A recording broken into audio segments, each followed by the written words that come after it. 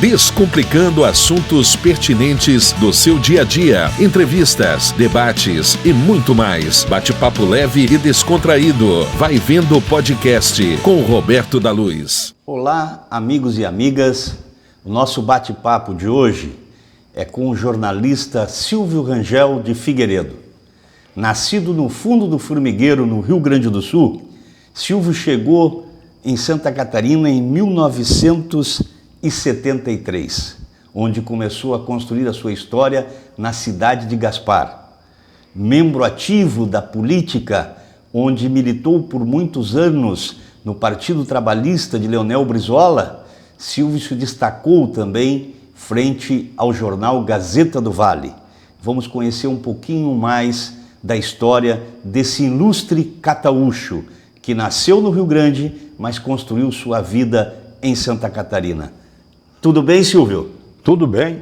O tempo foi chegando, trouxe um pouquinho de dificuldade na audição, uma bengala, mas a tua luta continua.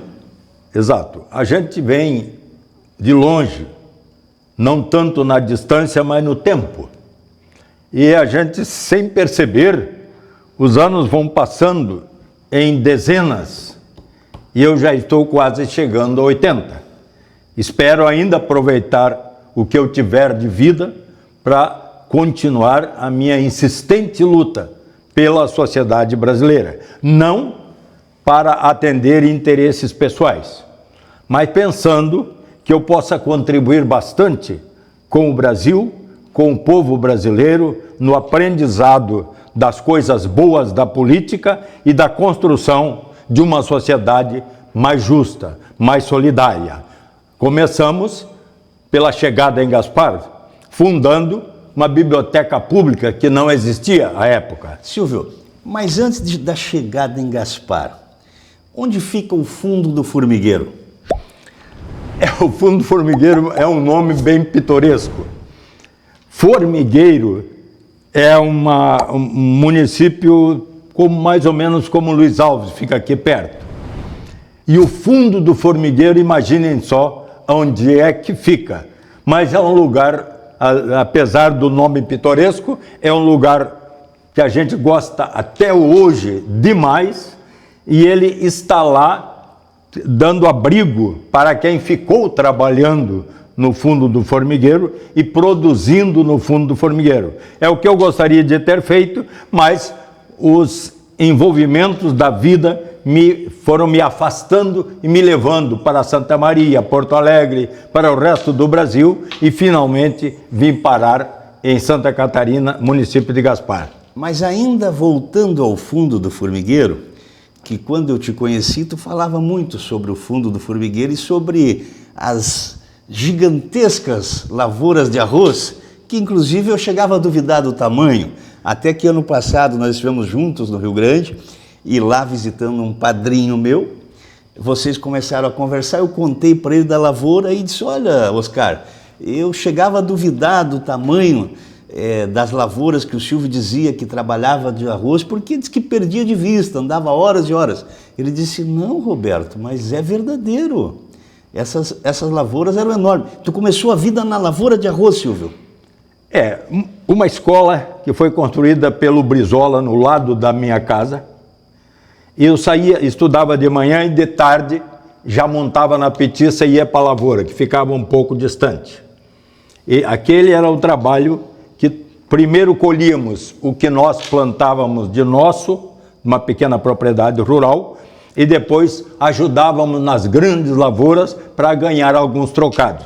Meu pai, com os meus irmãos, assumíamos a tarefa da cobrança, da colheita desse arroz. Inclusive, todos os anos eu perdia 2 unhas dos dedões cortando arroz. Isso era uma marca que eu nunca esqueci. E ali tu ficou, no Rio Grande do Sul, tu serviu o Exército também em Santa Maria? Primeiro eu fui saindo de Formigueiro indo a Santa Maria, porque meus pais foram primeiro morar em Santa Maria. E eu teria fiquei ajudando o meu avô, que estava acamado, já doente, né? E depois então eu fui para Santa Maria e servi o Exército em Santa Maria. Lá eu tive uma primeira graduação, que fui cabo do Exército, né?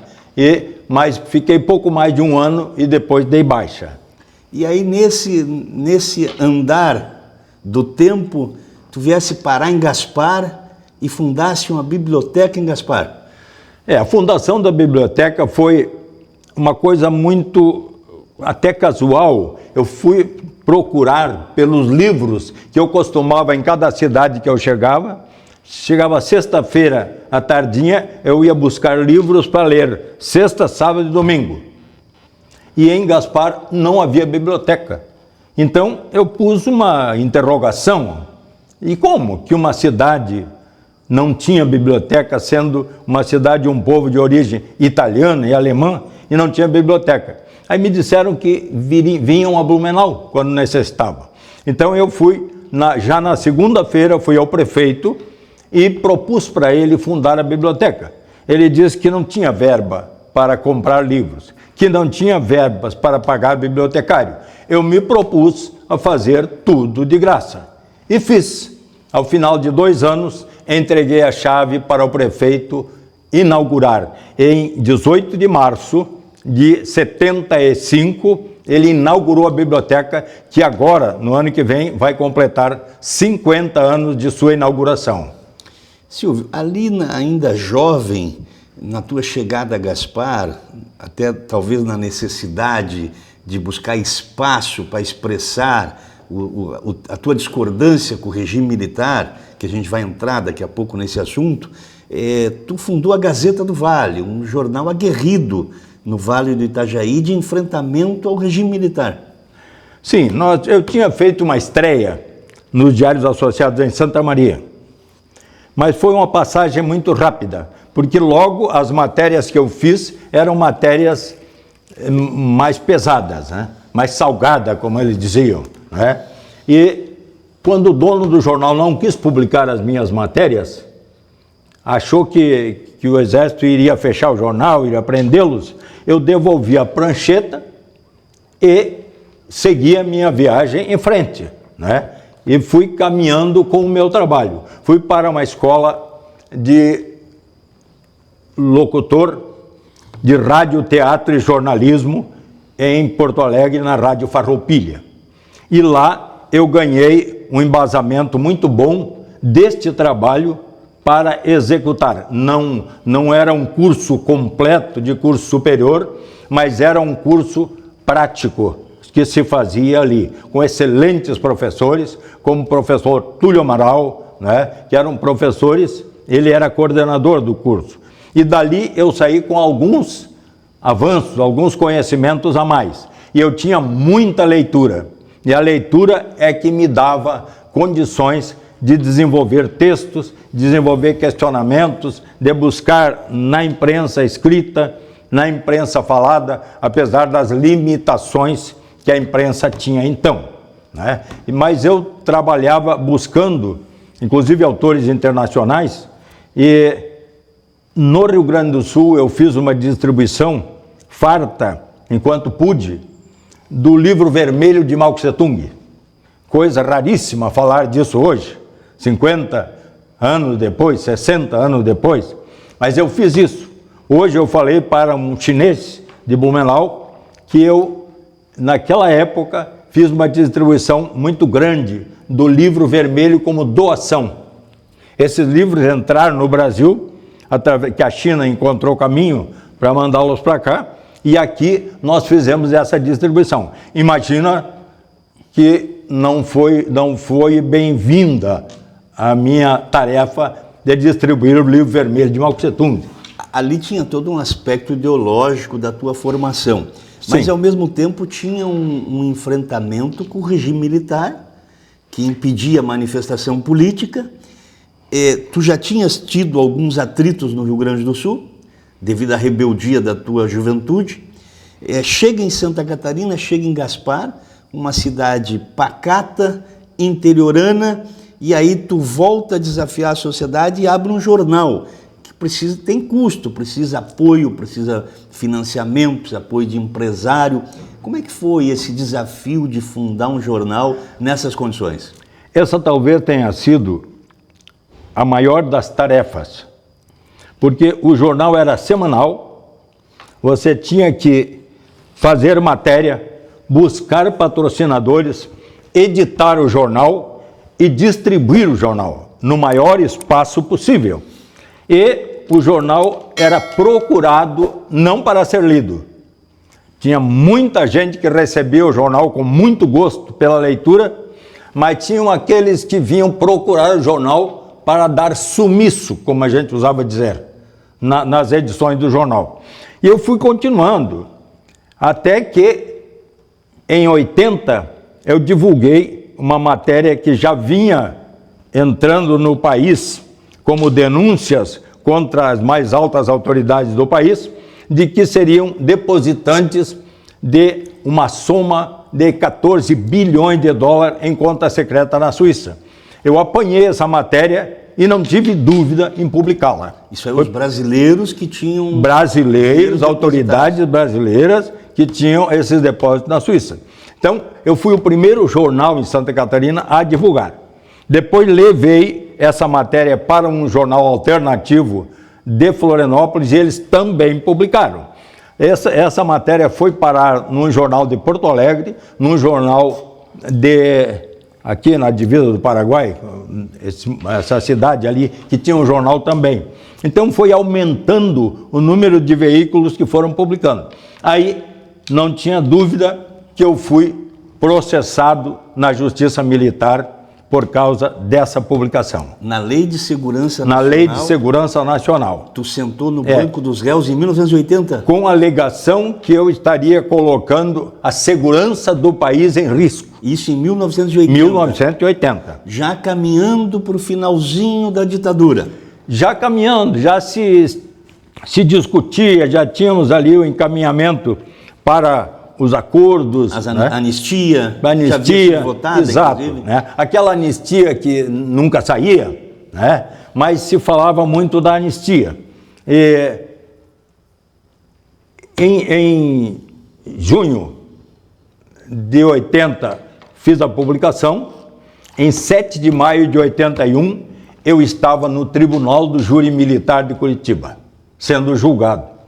Aí conseguimos ali 8 escritórios da advocacia que nos apoiaram, 5 advogados, inclusive 2 de Santa Catarina, sendo um o saudoso doutor Acácio Bernardes, o outro doutor Nelson Vedequim, ainda vivo, né?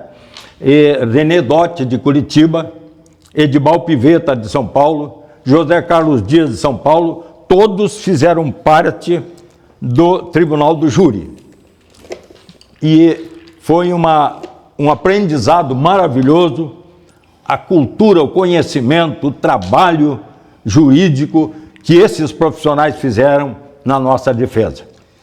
Silvio, o que os militares te exigiam? Eles exigiam uma retratação, que tu desse um desmentido sobre aquelas informações?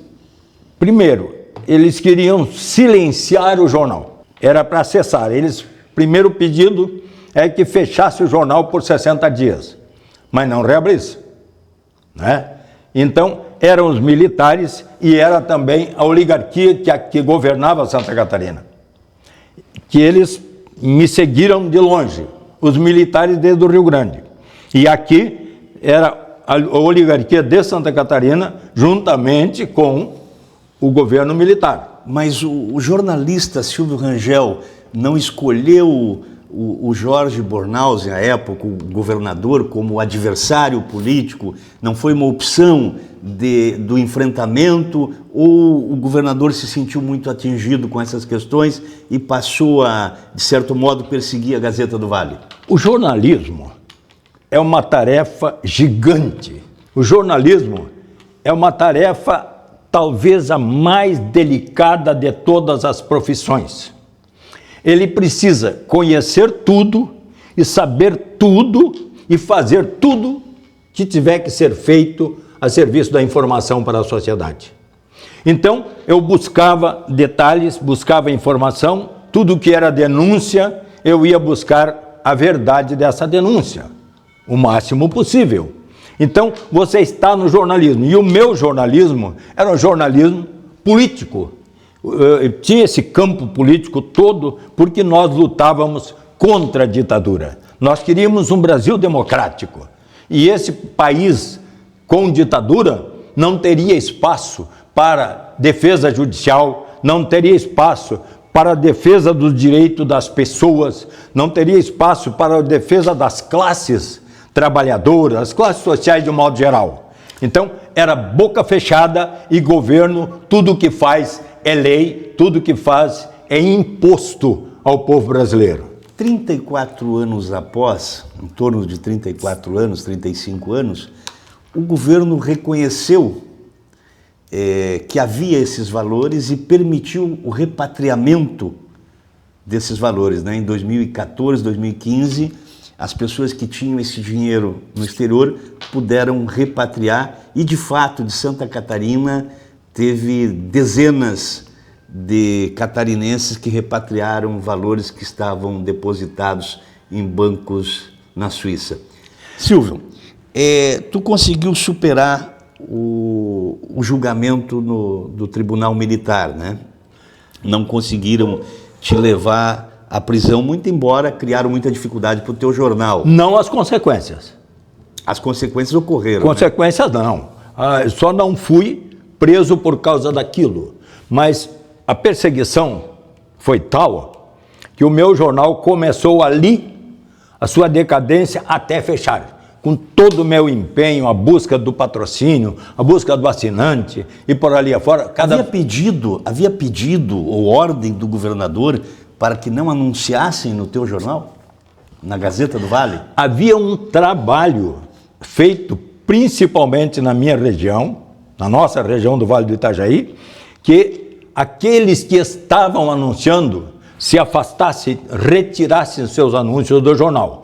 E quando eu ia visitar outras empresas que tinham alguma proximidade com o governo, elas se recusavam e eu percebia o sinal de que era recusa do governo, que o governo não aceitava. E houve gente que chegou a me não confessar claramente, mas disse que não podia falar. Diante dessas dificuldades, tu buscou outras alternativas, até empresarial, para poder sobreviver e manter o jornal. Uma dessas foi trabalhar na Verde Vale, que é a empresa de ônibus, e ao mesmo tempo tu mantinha o jornal. Teve uma época, mas eu iniciei o jornal e a Verde Vale meio junto. E eu dei um impulso grande nessa empresa nos seus primeiros anos. Aí, de repente, uma figura do governo do estado compareceu à sede dessa empresa, levando um pedido específico para seus diretores que me demitisse, porque eu, tanto com o jornal como com a empresa, estava abrindo linha de ônibus em todos os lugares, todas as localidades do interior dos municípios, eu estaria prejudicando os interesses políticos eleitorais do governo do estado. Isso foi feito o meu afastamento. Algumas pessoas mais jovens, pessoas entre 30, alguns quase com 40 anos, chegam a afirmar que não existiu ditadura, porque muita gente questionou essa situação. Parece até risível para quem viveu esse tempo, né? Dizer que não houve ditadura, né? Mas você, então, enfrentou de peito aberto esse conflito com a ditadura militar, mesmo em Santa Catarina, onde aparentemente não havia uma repressão tão direta, tão escancarada. Eu usei dizer, em resposta a isso, que quem diz que não havia ditadura é porque nunca lutou pela democracia. Não, nunca houve ditadura. Não, é porque nunca lutou pela democracia. Nunca defendeu o direito do povo. Nunca defendeu a Constituição brasileira com os seus três poderes. Então, essas pessoas são pessoas que estão alienadas até hoje, né? Então, essa é uma grande verdade. Agora, quem viveu, pode até ter fugido do risco de ser preso ou qualquer coisa assim, e nega para não ser comprometido.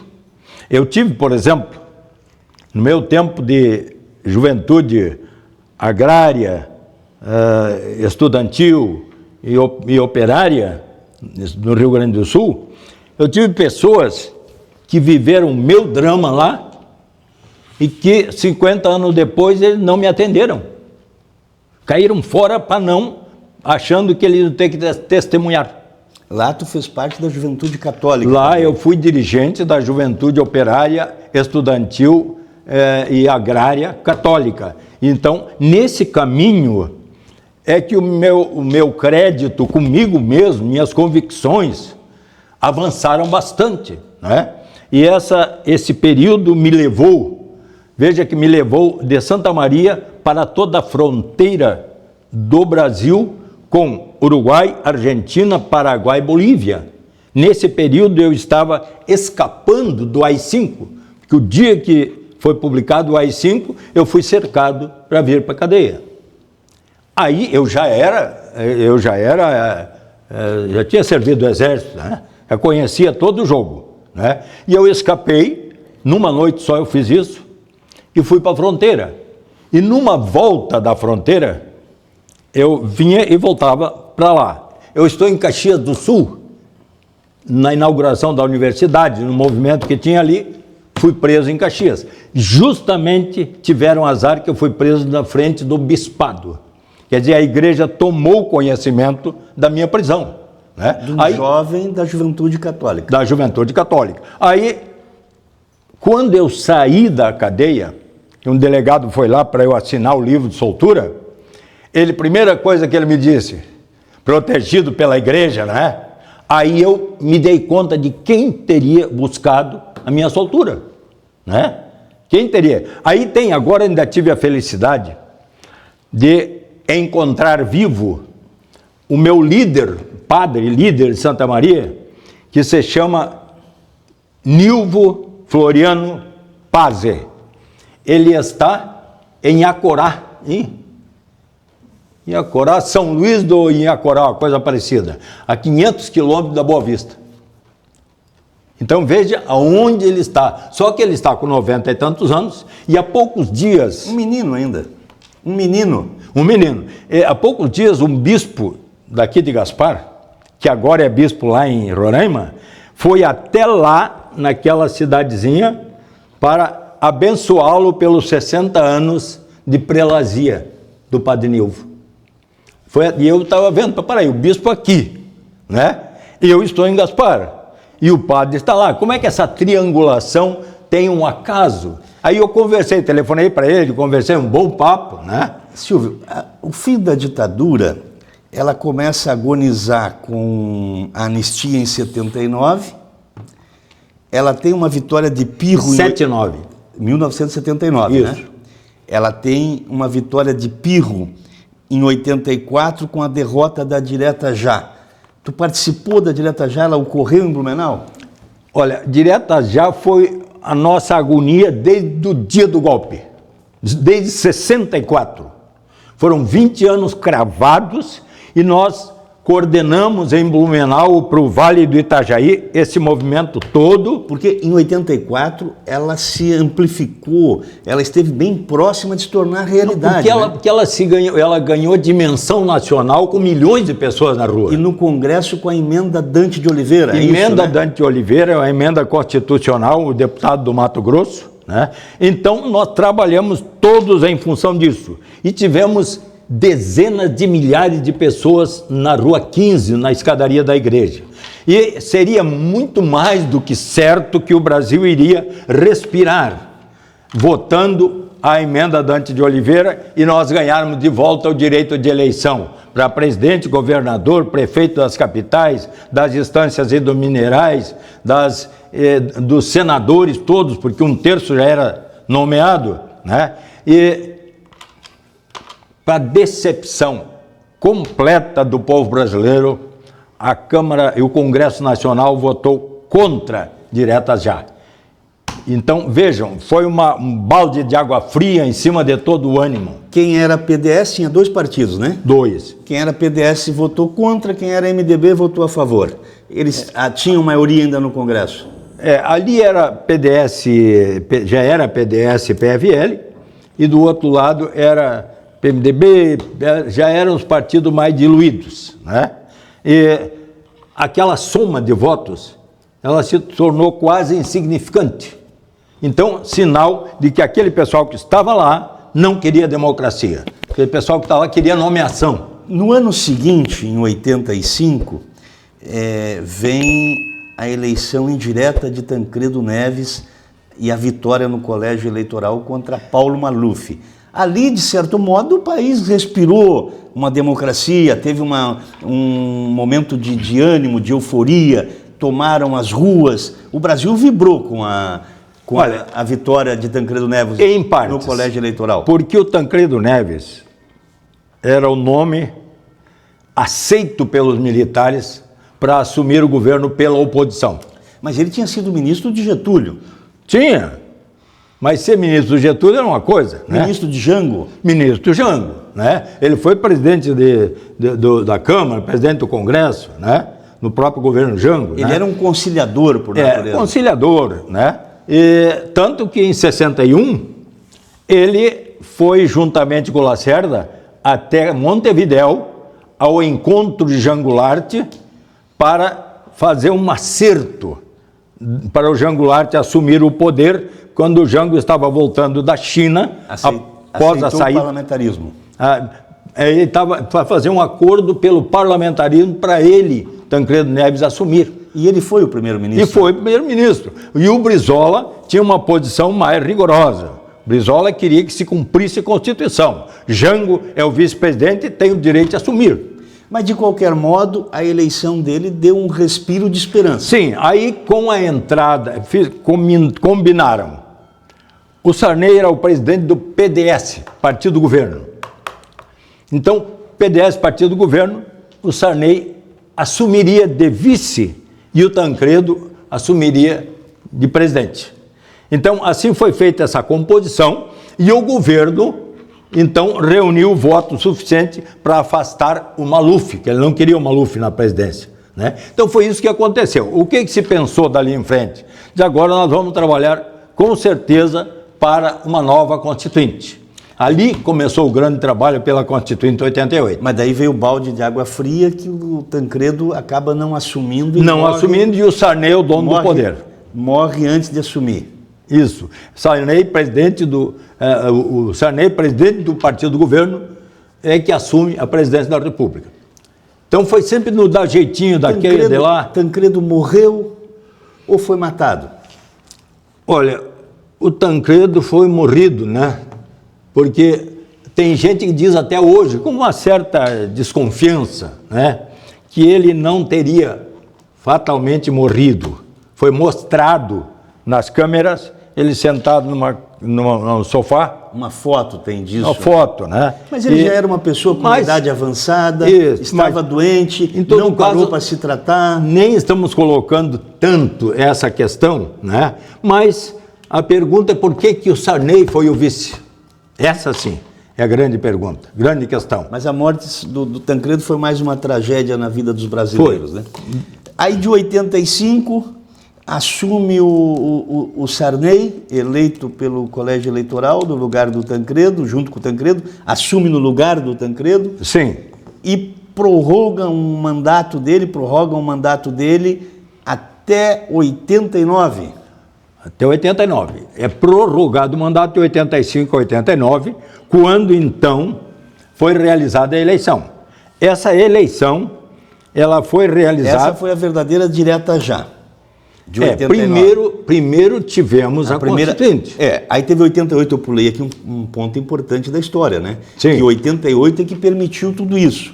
Onde a Assembleia Nacional Constituinte aprovou a eleição presidencial. Sim, porque a Assembleia Constituinte... ela deu um ajuste legal a tudo que já havia acontecido e que deveria acontecer no Brasil, né? Então ali foi feito, com a Constituinte, um debate amplo com toda a sociedade e ali então caminhamos para a eleição presidencial, que foi muito bem ganha pelo presidente Collor. Um bom jogo de poder para que o Collor ganhasse a eleição. Esse muito bem ganha é uma ironia. Sim, na ironia, claro. Essa era a eleição para o Brizola? Essa seria a eleição para o Brizola, sem nenhuma dúvida.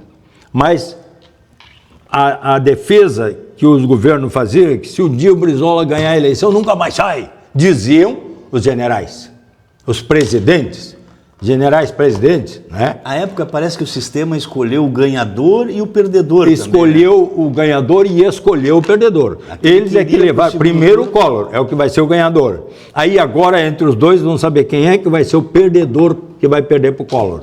E aí jogaram por vários dias aquela contagem de votos, contagem de voto, passava o Brizola à frente, depois passava o Lula, e assim foi indo, até que decidiram, é o Lula que vai perder para o Collor. Porque para quem é jovem na política, né, o Lula, naquela época, se hoje tem pessoas que têm medo da bandeira vermelha, tem medo do socialismo, tem medo do Lula, aquela época tinha gente que tinha horror, porque o Lula representava a extrema esquerda praticamente.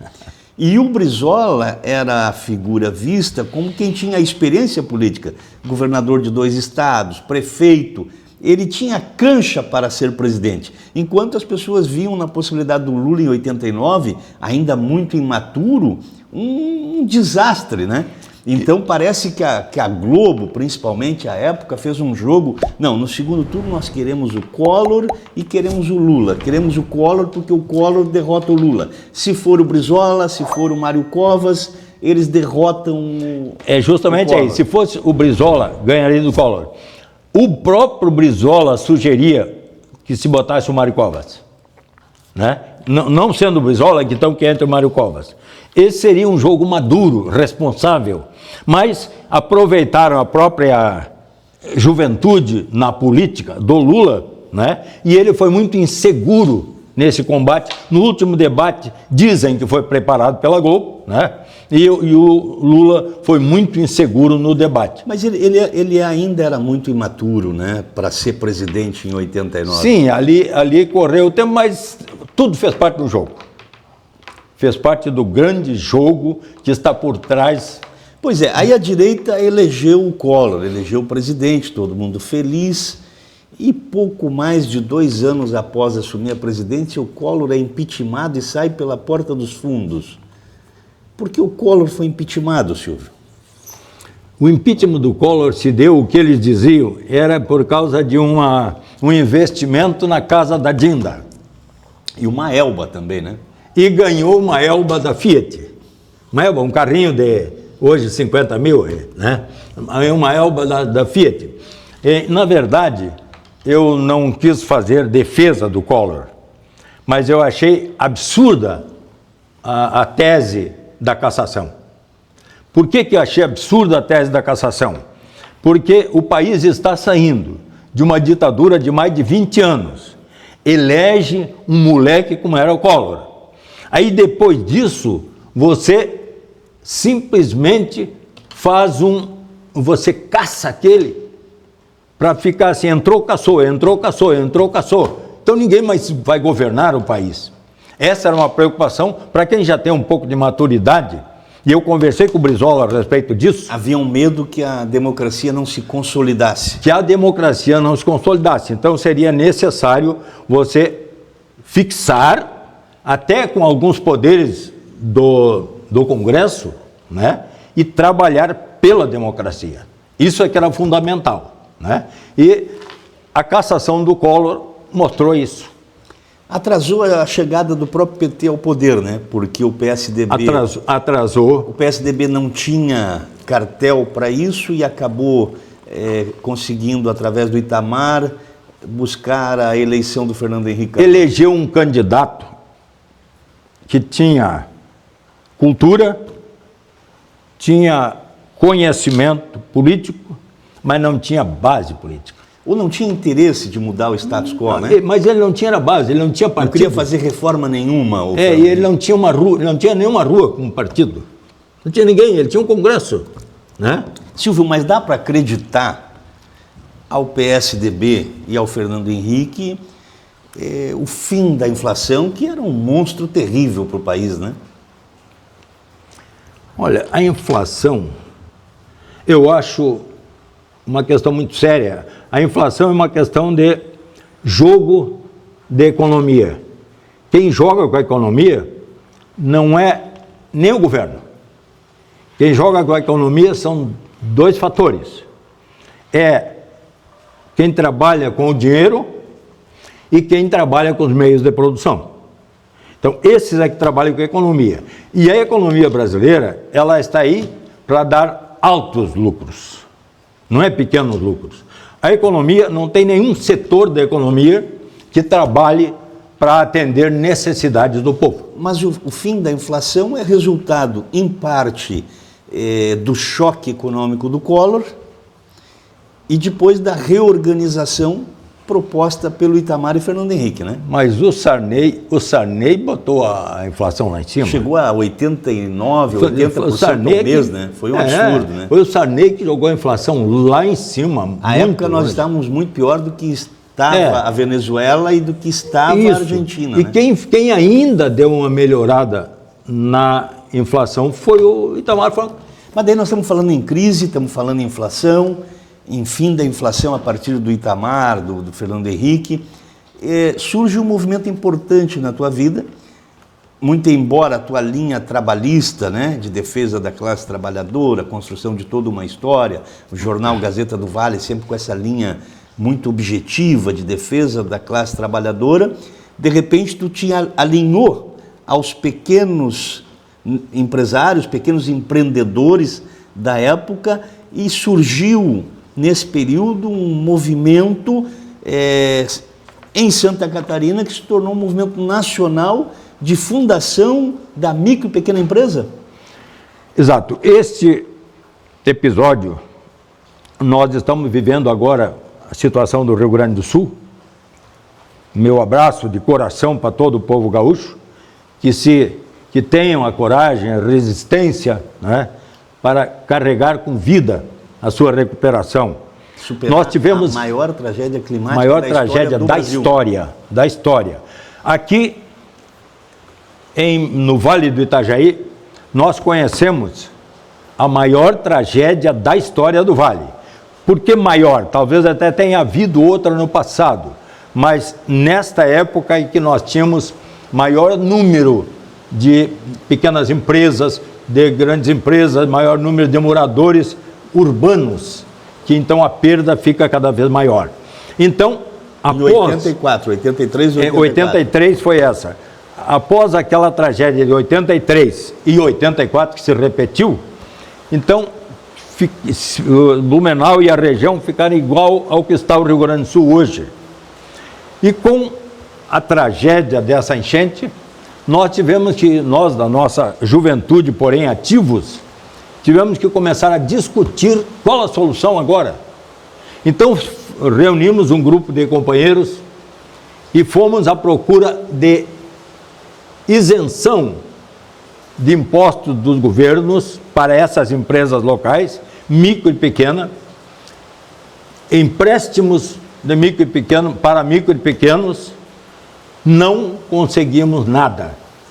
Aí nós começamos a avançar na certeza que tínhamos que fazer leis para que se cumprisse a lei.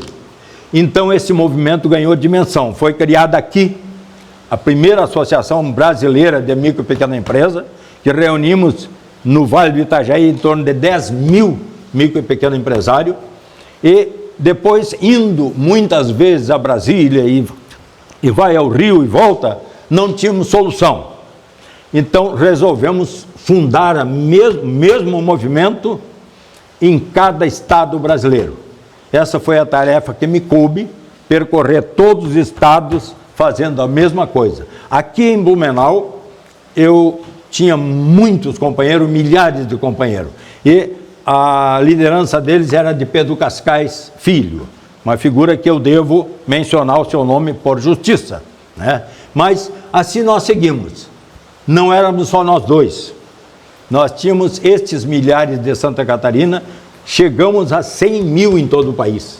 E passamos a chegar em Brasília e cobrar a aprovação do primeiro Estatuto Nacional da Micro e Pequena Empresa, porque este formaria a lei de obrigação dos estados, do governo federal, estados e municípios, de dar amparo legal com isenção de impostos para essas empresas. Criamos posteriormente o SEBRAE, que antes existia o SEBRAE com C.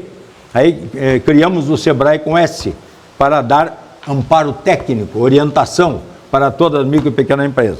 Este trabalho, que está completando 40 anos neste ano, ele modificou a vida nacional de uma forma tão grande que nem nós mesmos, às vezes, conseguimos acreditar. Nem nós mesmos conseguimos acreditar que esse tenha sido o maior empreendimento da vida nacional. Permitiu a pulverização de micro e pequenas empresas em todo o estado, né? E no cidade e interior, em todos os lugares, com a venda, com a compra de máquinas, com a compra de matéria-prima, com a carteira assinada dos trabalhadores, passou a pagar o INSS nos anos, pouco mais de anos 80, estava em situação de falência. E hoje o INSS é uma das fontes mais ricas do país. Silvio, falando sobre o movimento da micro e pequena empresa, vocês fizeram parcerias importantes para conseguir criar uma legislação que permitisse florescer a micro e pequena empresa como uma grande geradora de empregos no Brasil. Hoje em dia a política está muito difícil porque os contrários, os diferentes não se conversam.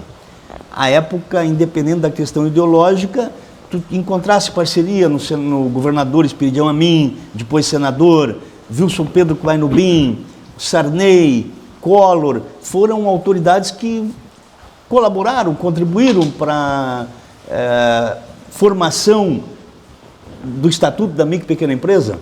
Isso tudo era um esforço de convencimento, né?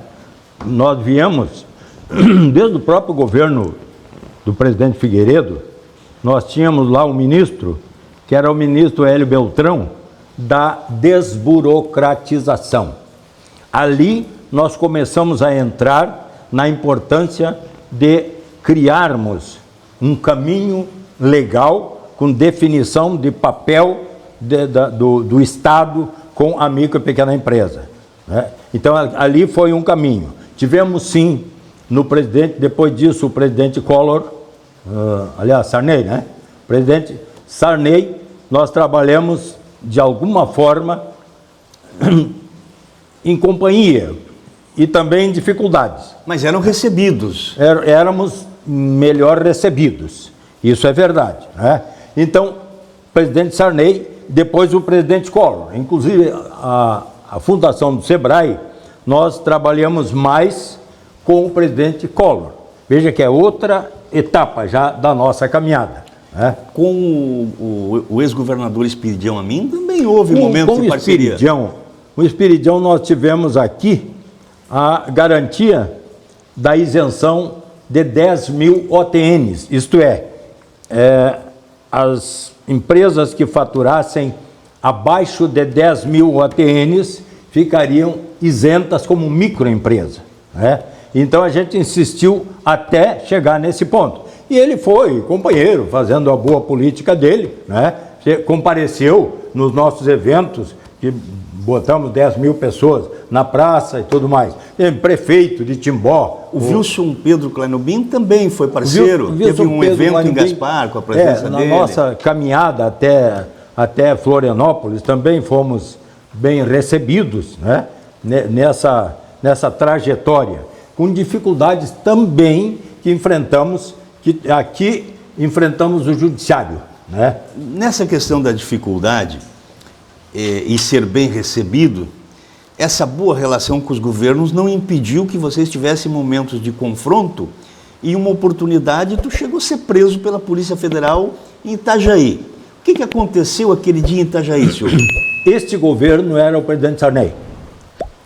E o Sarney tabelou as mercadorias de todo o país e tabelou a carne. Plano cruzado. No plano cruzado. Ele tabelou a carne em 22 cruzados ao quilo. E aí faltou carne. Aí os fazendeiros se negaram a fornecer carne, porque o preço não lhes convinha. E como eles se negaram a fornecer, o mercado inteirinho ficou sem carne. E os meses foram correndo.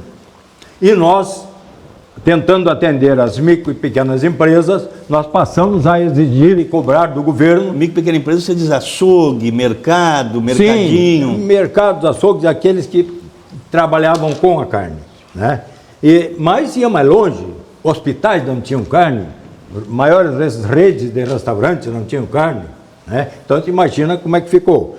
Aí passamos, então, a pedir para o governo que importasse carne.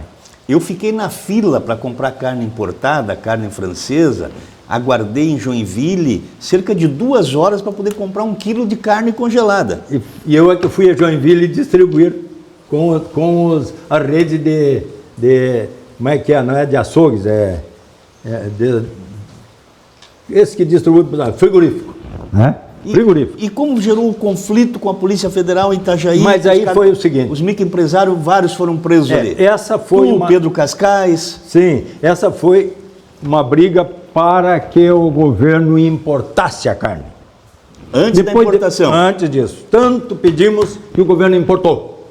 Quando a carne veio, ela foi depositada nos portos e em Santa Catarina, especialmente, foi depositada em Itajaí. Mas a Copal de Santa Catarina só distribuía carne para Florianópolis. E nada para Blumenau, Joinville, próprio Itajaí não tinha carne. E pelo estado inteiro não tinha carne.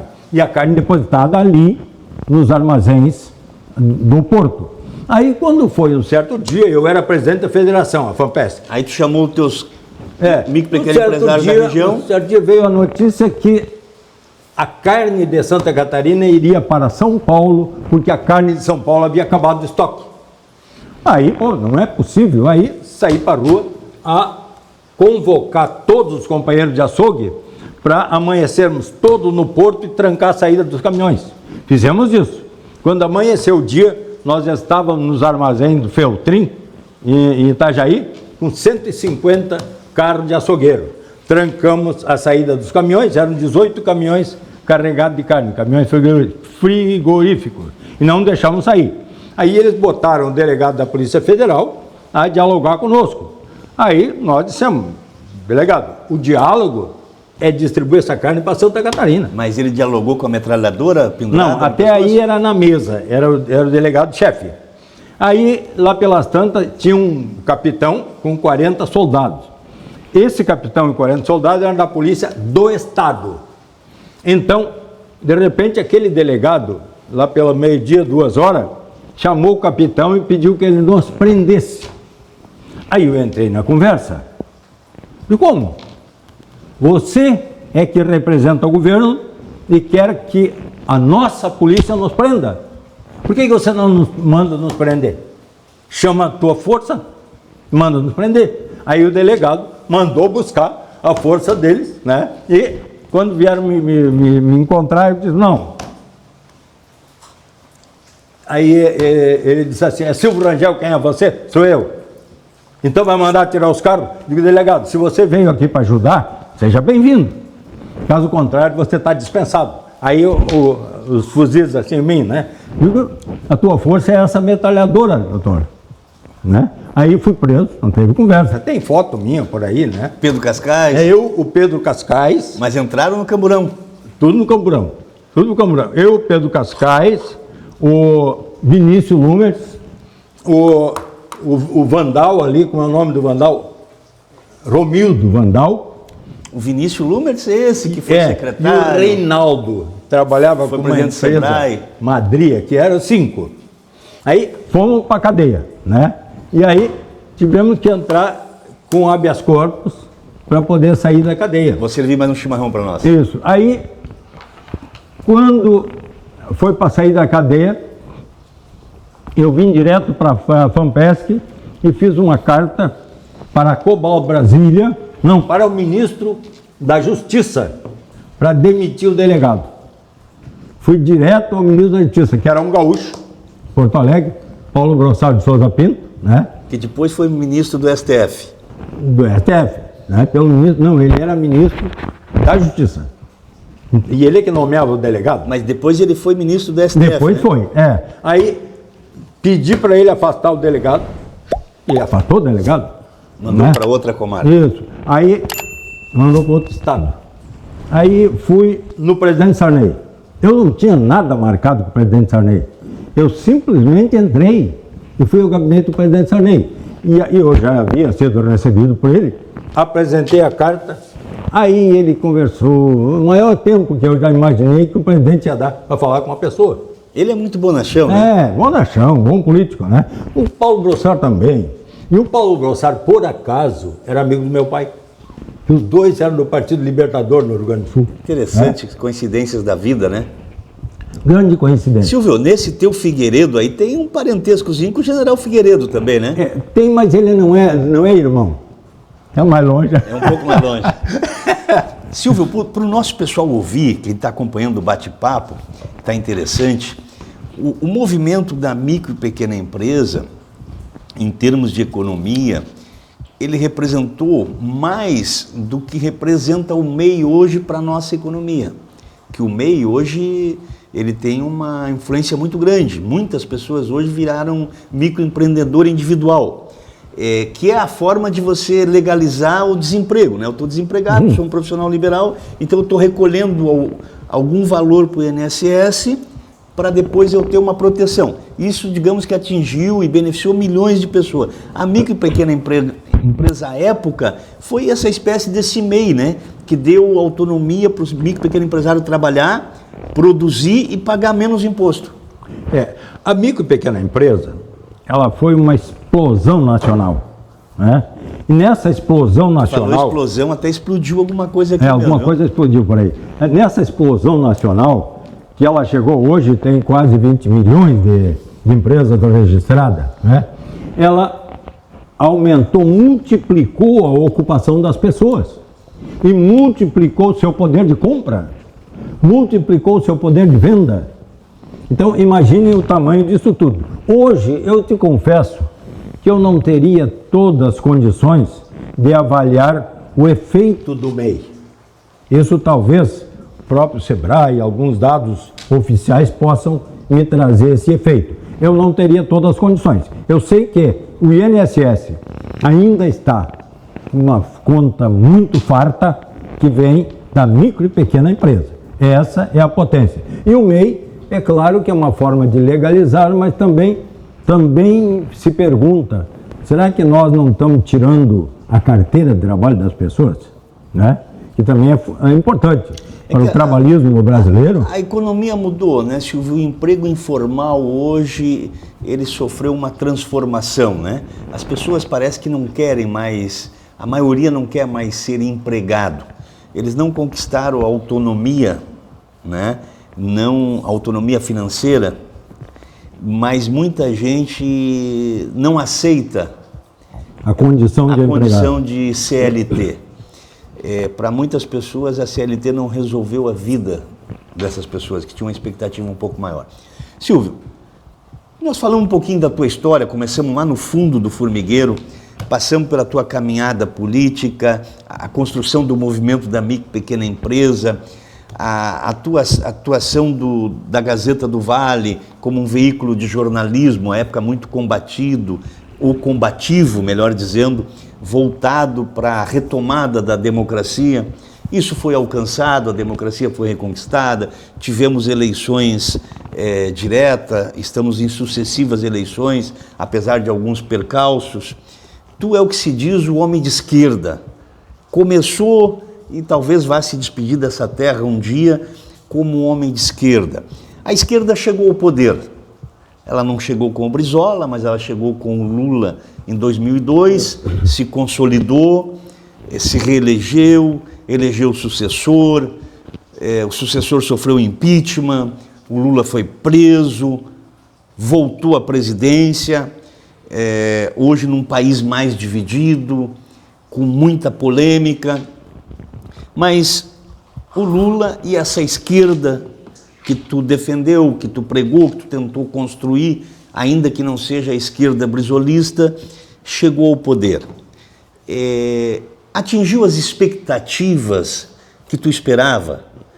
Era esse o projeto de poder? Melhorou no teu ponto de vista? Tá? Melhorou o país com relação ao que era? Poderia melhorar mais? Eu tenho um ponto de vista pessoal, as razões pelas quais eu saí de Formigueiro. O governo João Goulart, ele não era um incentivador do financiamento da maquinaria para as lavouras, enquanto não tivesse uma reforma agrária para dar condições de vida ao povo trabalhador da roça. Porque o povo só sabia fazer aquilo. Eles só eram produtor rural. Se você entrasse com uma máquina na lavoura, cada máquina tirava 100 homens do trabalho. E isso foi pregado, vendida a máquina com esse argumento. E eu assisti, porque eu era peão também, né? Cada máquina vendida com financiamento do banco a longo prazo, isso aconteceu já no governo militar. Enquanto era o João Goulart, não permitiu, né? Até que se fizesse uma reforma agrária, então todo o povo pudesse produzir, cada um na sua área, né? E não viessem a ser prejudicados com financiamento com dinheiro do povo das grandes máquinas importadas para abastecer as grandes lavouras somente. E ao pequeno não iria abastecer, porque não tinha pequeno com terra para trabalhar com grandes máquinas.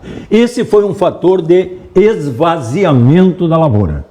Entraram as máquinas de ponta a ponta. Primeiro eu saí a cavalo do fundo do formigueiro, percorri formigueiro, mais a periferia ali próximo. Mas hoje o país é um país do agronegócio, de muita produção. Sim. Voltada para exportação. Sim, mas acontece o seguinte, cada país precisa dar solução para o seu povo. E o que o povo tem é o seguinte, que o povo tem, sabe fazer, trabalhar na terra, ele precisa ter terra, né? Não adianta comprar máquina para dar ao grande, e o pequeno aí saiu para a rua com o saco nas costas. E eu encontrei muita gente já andando com o saco nas costas, 5, 6 criancinhas e um cachorro magro do lado, né? Isso me levou a acreditar piamente em que a luta pela reforma agrária era uma luta justa, necessária e urgente, né? Então, caminhei nessa direção. Aí, montei a cavalo, andei todo o formigueiro, fui no município de São Cepé, ficava ao lado, fui no município de Restinga Seca, logo adiante, ficava ali pertinho, depois larguei o cavalo. Aí, fui de ônibus, sempre observando, é isso mesmo que está acontecendo. Estão esvaziando as lavouras. Só tem trator na lavoura, máquina colheitadeira, nada mais. Isso aí é o fim da mão de obra humana nas lavouras, né? E agora, então, o que fazer disso? Nós vamos ter que encontrar uma solução para esse povo. Esse povo marchava para formar favelas. Marchava para formar favela, primeiro nos grandes centros, mas até nas cidades pequenas se tornaram grandes. Olha Canoas, né? Gigante que está a Canoas. Silvio, mas voltando ao foco, a esquerda que tu defendia, a tua Sim, história de vida, chegou ao poder. Sim. Tem 15 anos de exercício, no mínimo, de governo. Está atingindo os objetivos que tu imaginava? Olha, melhorou o país? Eu observei esse aspecto. Que hoje não está na moda ser esquerda, pelo menos na nossa região. Tá. Mas eu pergunto a um homem de esquerda. Ao nível do país. Aí, na questão da situação nacional, a questão da reforma agrária, ela se fizeram questão de fazer o povo esquecer da reforma agrária, para não lutar mais por aquilo, que é a posse da terra, né? Então a esquerda está fazendo o quê? Está fazendo a reforma agrária? Não está, em lugar nenhum.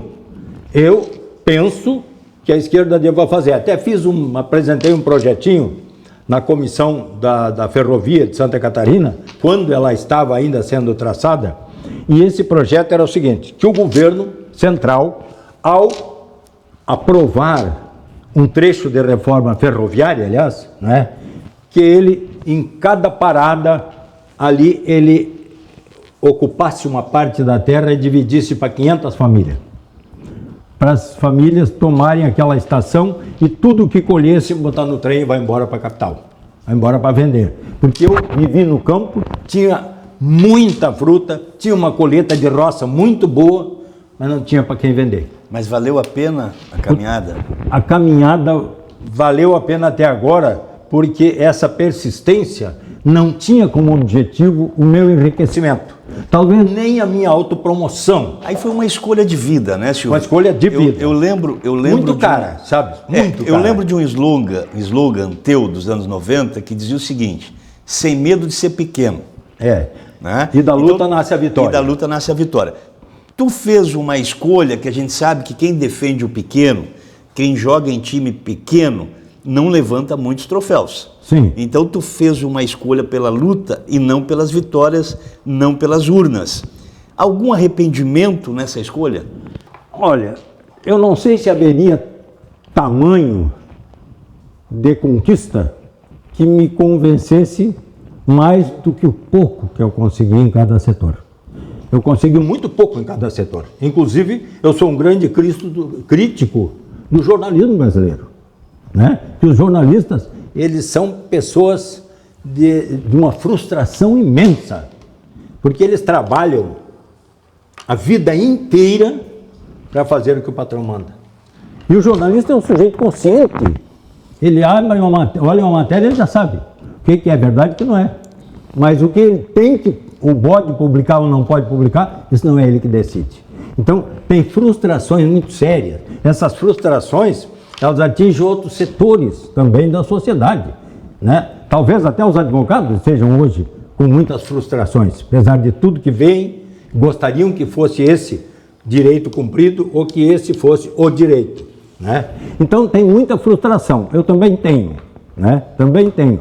Porém, na questão das conquistas materiais e de projeção pessoal, eu não me arrependo disso. Eu sei que vou morrer daqui um pouco, ou talvez bem lá na frente, né? Mas eu não quero parar. Eu não quero parar porque essa tarefa é uma tarefa que certamente me coube.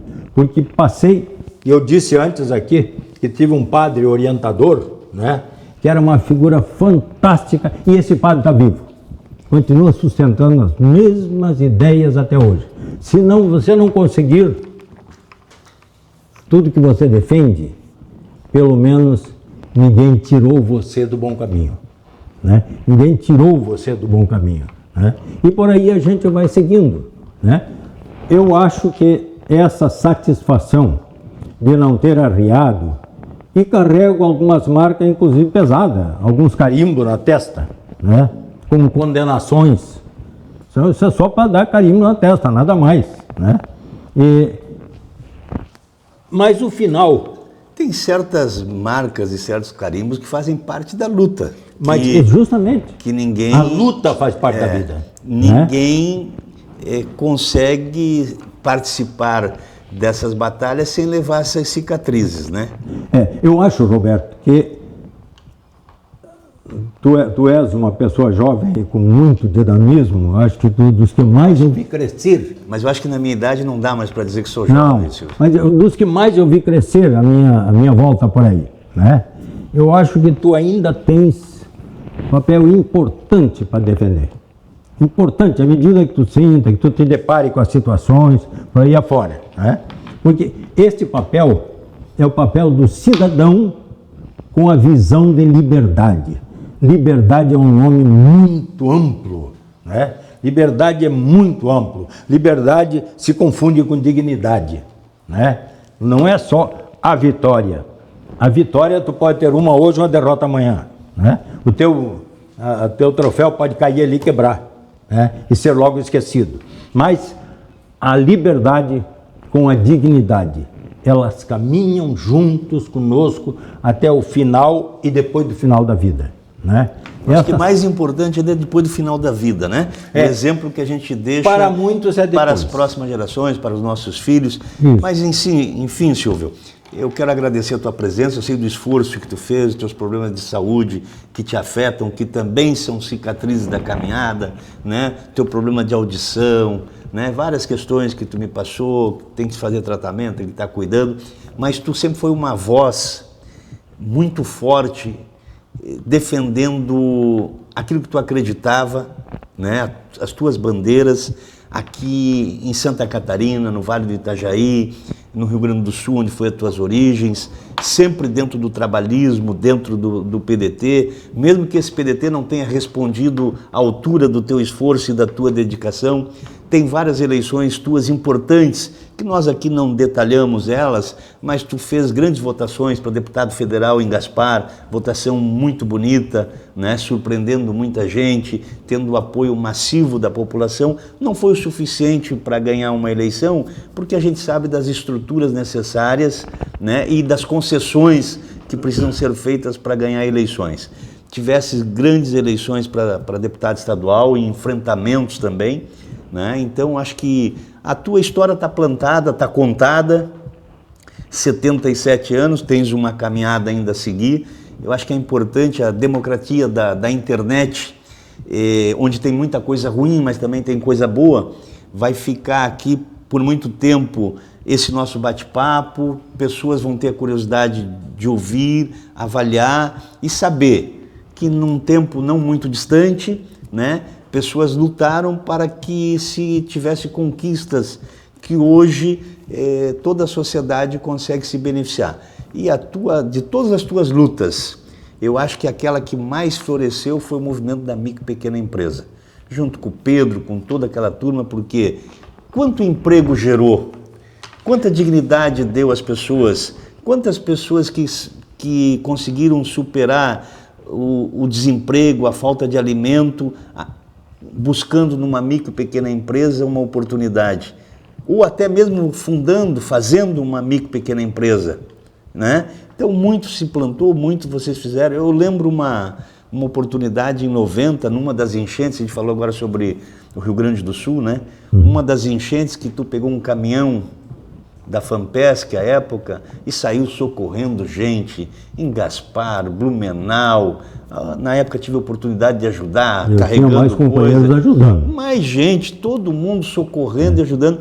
Então, são períodos da nossa vida, nem sempre a gente alcança tudo que quer, nem sempre a gente atende a expectativa de todos, mas o importante é que a gente tenha a consciência tranquila. Eu fiz a minha parte e tu foi um galo de rinha, né? Tu fez a tua luta, fez a tua caminhada, ficou a tua história aí que vai seguir ainda. Que os nossos filhos possam conhecê-la. Silvio, obrigado pela tua presença. Muito obrigado. Estamos sempre às ordens, né? Descomplicando assuntos pertinentes do seu dia a dia, entrevistas, debates e muito mais. Bate-papo leve e descontraído. Vai Vendo Podcast com Roberto da Luz.